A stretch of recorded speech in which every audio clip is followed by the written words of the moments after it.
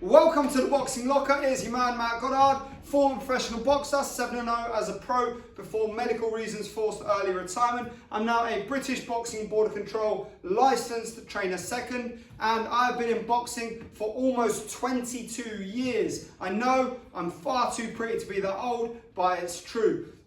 Fitness industry, I'm a fully qualified personal trainer, and I've been in fitness for over 10 years. I've been training all sorts of clients, so I like to think I know what I'm talking about on a wide variety of subjects. And with that knowledge, I've compiled for you the 3 most fundamental drills that every single beginner boxer needs to be doing on a daily basis. Okay, so first drill. We work on footwork, right? So I'm working on the presumption that you know what your boxing position is. If you don't, head over to the video on my YouTube channel talking about my favorite boxing position, and there's another video taking you through basic boxing position. I think there's in fact 3 videos in total on position. You can pick and choose from which of those videos the information suits you best. Find the one where you feel most comfortable and work in that. So I get in my boxing position now. In that stance, drill number 1, I'm going to move forward. Front leg moves first. I'm going to move back. Back leg moves first. I'm going to pivot around to the left. Ever so slightly, don't go miles. I'm going to pivot around to the left. I'm going to pivot around to the right. I'm going to pivot around to the right, okay? Then I'm going to go forward. Then I'm going to go backwards. Then I'm going to go to the right, to the right, to the left, to the left. Notice how my position is always facing that center point. Now, if I put this glove here, 0 fight gear, 12 ounce, beautiful gloves. If I put this glove here, that's my target, that's my opponent. I'm going to step in, I'm going to step out. I'm going to step in, I'm going to step out. Okay, that's my forward and back. So I go in, I go out. Now I'm going to move around to the left, adjusting my position to suit the glove, to the right, I go in, I go out, to the right, to the left, I go in, I go out. And then we repeat non-stop. 3 minutes, you need to do that for 4 3-minute rounds, okay?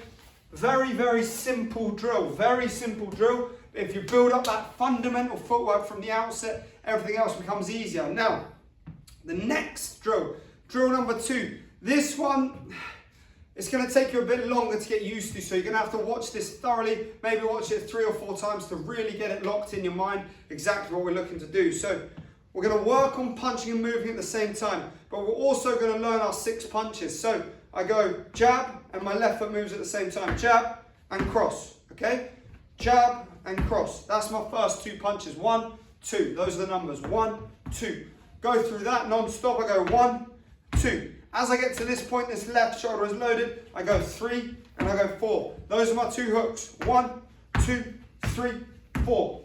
And then I go on the uppercuts. 1, 2, 3, 4. That left shoulder's loaded.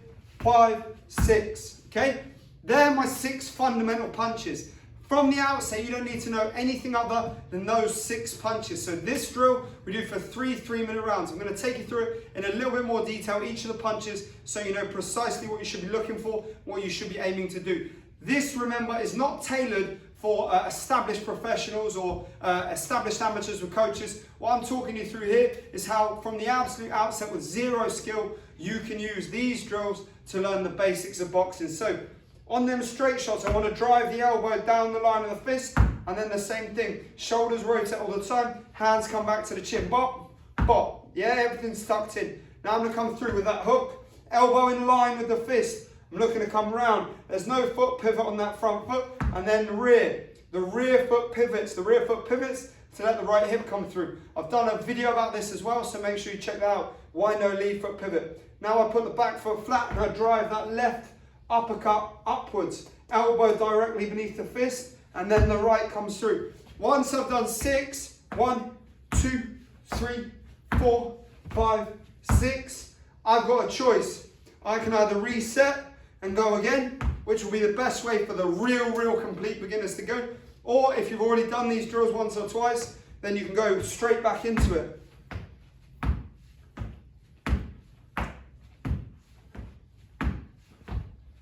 Now, once you get comfortable doing that on the spot, we start introducing footwork. Now, what's important is that we still work around that 0 fight gear glove.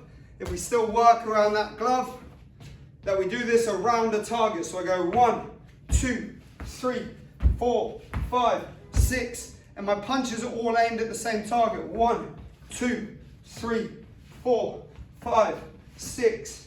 Back in position if you need to reset. 1, 2, 3, 4, 5, 6. 1, 2, 3, 4, 5, 6. 1, 2, 3, 4, 5, 6. There you have it, guys. That's a real simple drill. You will have noticed in there that there was a deliberate change of which foot I was working on. Now, what I've encouraged you to do is move the same foot at the same time.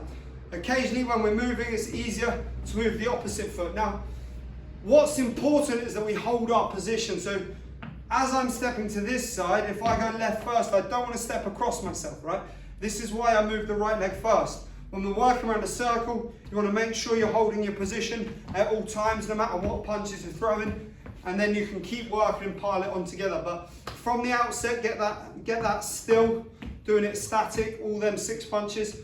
Then we introduce the movement, and then we want to go on opposites if we can, and then we want to go back, and then you might want to try and work it going on the same foot to the same side. So if I don't move that, I can then adapt the movement, right? So if my front foot stays still when I jab, I can find a way to keep turning the body. You may find that you're more comfortable with that. Same going to this side.